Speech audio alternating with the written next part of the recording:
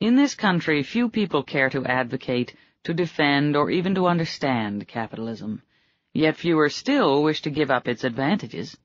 So if they are told that capitalism is compatible with controls, with the particular controls which further their particular interests, be it government handouts, or minimum wages, or price supports, or subsidies, or antitrust laws, or censorship of dirty movies, they will go along with such programs in the comforting belief that the results will be nothing worse than a modified capitalism, and thus a country which does abhor fascism is moving by imperceptible degrees, through ignorance, confusion, evasion, moral cowardice, and intellectual default, not towards socialism or any mawkish altruistic ideal, but toward a plain, brutal, predatory, power-grubbing de facto fascism.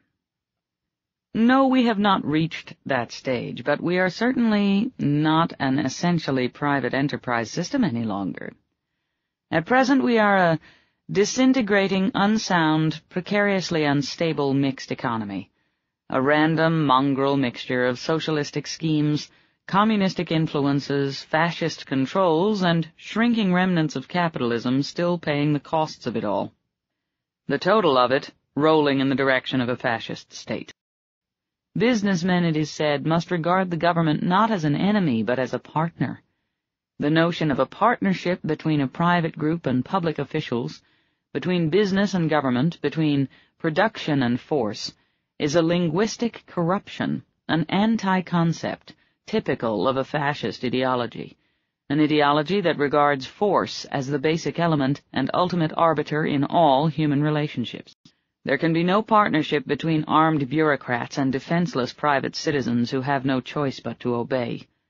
What chance would you have against a partner whose arbitrary word is law, who may give you a hearing if your pressure group is big enough, but who will play favorites and bargain your interests away, who will always have the last word and the legal right to enforce it on you at the point of a gun, holding your property, your work, your future, your life in his power? Is that the meaning of partnership? But there are men who may find such a prospect attractive. They exist among businessmen as among every other group or profession, the men who dread the competition of a free market and would welcome an armed partner to extort special advantages over their abler competitors, men who seek to rise not by merit but by pull, men who are willing and eager to live not by right but by favor. Among businessmen, this type of mentality was responsible for the passage of the antitrust laws, and is still supporting them today. An essential aspect of the socialistically inclined mentality is the desire to obliterate the difference between the earned and the unearned, to a concrete-bound, range-of-the-moment, primitive socialist mentality, a mentality that clamors for a redistribution of wealth without any concern for the origin of wealth. The enemy is all those who are rich, regardless of the source of their riches. Such mentalities, those aging, graying liberals who had been the idealists, are clinging desperately to the illusion that we are moving toward some sort of socialist state inimical to the rich and beneficial to the poor, while frantically evading the spectacle of what kind of rich are being destroyed, and what kind are flourishing under the system they, the liberals, have established. The grim joke is on them. Their alleged ideals have paved the way not toward socialism, but toward fascism. The collector of their efforts is not the helplessly, brainlessly virtuous little man of their flat-footed imagination and shop-worn fiction, but the worst type of predatory rich, the rich by force, the rich by political privilege, the type who has no chance under capitalism, but who is always there to cash in on every collectivist noble experiment. It is the creators of wealth who are destroyed under any form of statism. It is the parasites who are the privileged elite and the profiteers of statism. The same is true of their psychological counterparts among the poor and among the men of all the economic levels in between. The particular form of economic organization which is becoming more and more apparent in this country as an outgrowth of the power of pressure groups is one of the worst variants of statism.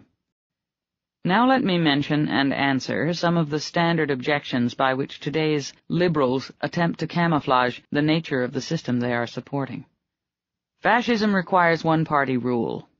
What will the notion of government by consensus amount to in practice? Fascism's goal is the conquest of the world. What is the goal of those global-minded bipartisan champions of the United Nations? Fascism preaches racism. Not necessarily. Hitler's Germany did. Mussolini's Italy did not. Fascism is opposed to the welfare state. Check your premises and your history books. The father and originator of the welfare state, the man who put into practice the notion of buying the loyalty of some groups with money extorted from others, was Bismarck, the political ancestor of Hitler. Let me remind you that the full title of the Nazi Party was the National Socialist Workers' Party of Germany. Let me remind you also of some excerpts from the political program of that party, adopted in Munich on February 24, 1920. We ask that the government undertake the obligation above all of providing citizens with adequate opportunity for employment and earning a living. The activities of the individual must not be allowed to clash with the interests of the community, but must take place within its confines and be for the good of all. Therefore we demand an end to the power of the financial interests.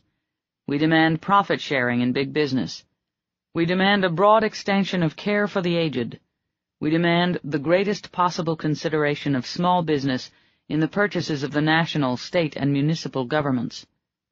In order to make possible to every capable and industrious citizen the attainment of higher education, and thus the achievement of a post of leadership, the government must provide an all-around enlargement of our entire system of public education. We demand the education at government expense of gifted children of poor parents.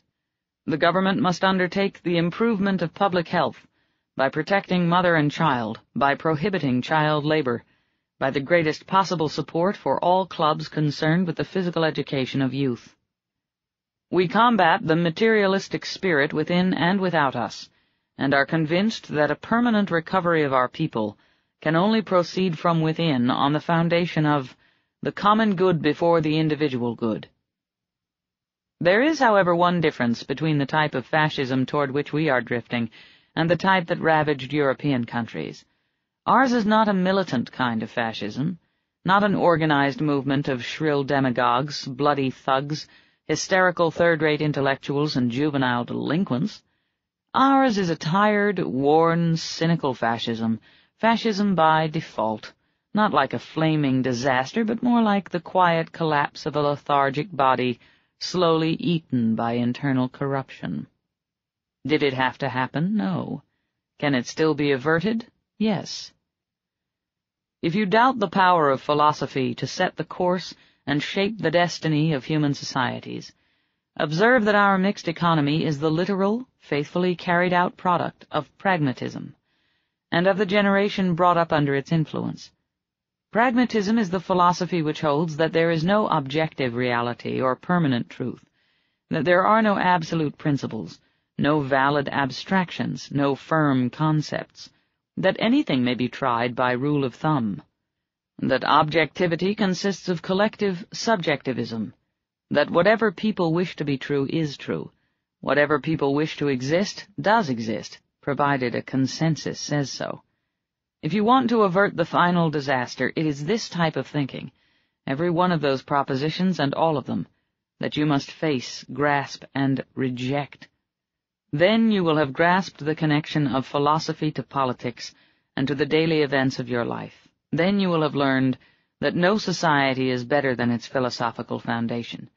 And then, to paraphrase John Galt, you will be ready not to return to capitalism, but to discover it.